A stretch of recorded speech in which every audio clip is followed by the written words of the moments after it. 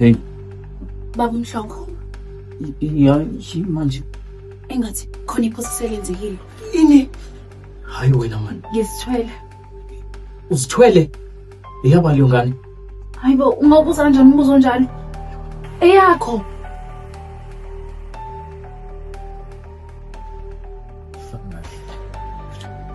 Sesifikile isikhathi lapho kuzomela ukhokhele umsebenzi lo engikunikeze wona. Ngakho kuzomela ulale nawo. Hawu. Kodwa mfundisi, umfundisi owaziwayo nje la eClermont. Kanti ke futhi ke umphathi wami. Kanti nalento ongiphe lona ekhaya ngibaphilisa ngalo. Lalela, ungakhathazeki. Lento le sizoyenza kanje. Wena ukuze uvikele lo msebenzi lo ngikunikeze wona.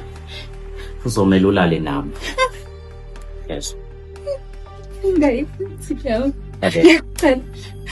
Sizoyenza.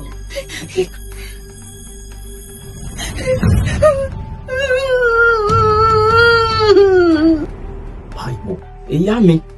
Lalela la. Oh. Somele senze something nginecebo. Somele usikhiphe lesiso. Hayi, lalela. Angithi uyazi ukuthi nginebandla mina. Bazothina esontweni futhi uyazi ukuthi nginonkosikazi ngishadile. Uzothina nonkosikazi wami. Cha baba, kodwa nawe ukwazi ukuthi yena ushadile futhi ukwazi ukuthi unomfazi. Uyisono nje futhi ukhipha ingane. Lalela la. Izisono ziyafana man. Asikho isono esincane, asikho isono esikhulu. Futhi nje kuzobe ngaqali ngawo ukhipha ingane. Ningabe ingane zaseClermont esezikhipha izisu, ngiyacela ukuthi usikhiphe lesisu. Yazi. Hawu. Mafethu, sikhuluma. Hawu.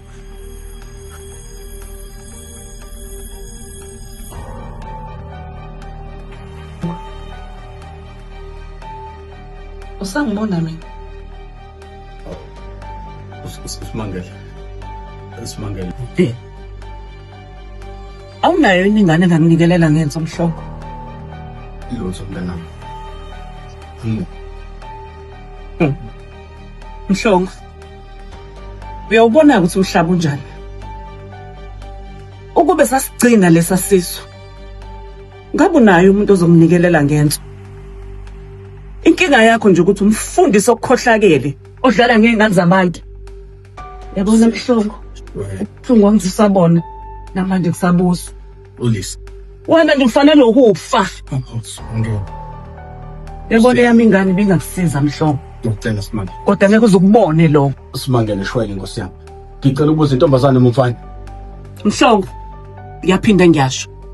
Ukuthi umfana noma intombazane akufuni wena lokho Mhlongo. Ngiyaxolisa kakhulu Simangele. Ngiyaxolisa ngicela ungixolele Nkosi yami. Ngiyacela ngicela ungixolele.